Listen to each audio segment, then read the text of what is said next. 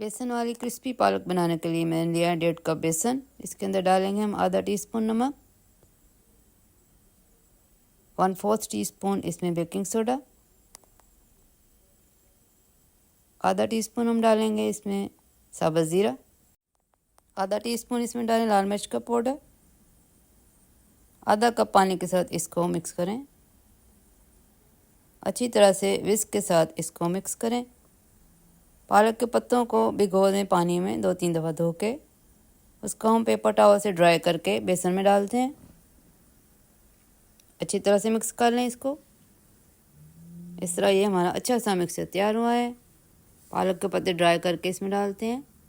Oil को 1-2 minute के लिए मीडियम सी आग पे गर्म कर लें। इस तरह से ड्राई करें पेपर टॉवल पे और इसको बेसन में डालें। अच्छी तरह से मिक्स करें बेसन में ताकि बेसन इस पे अच्छी तरह से चढ़ जाए। अब एक एक पत्ते को ऑयल में डालते जाएं और फ्राई करते जाएं। सबको इकट्ठा एक दफ़ा नहीं डालें। बहुत मज़े का स्नैक है ये, सर्दियों में बहुत मज़ा आता है। ख़ुद भी खाएं और अपने मेहमानों को भी खिलाएं।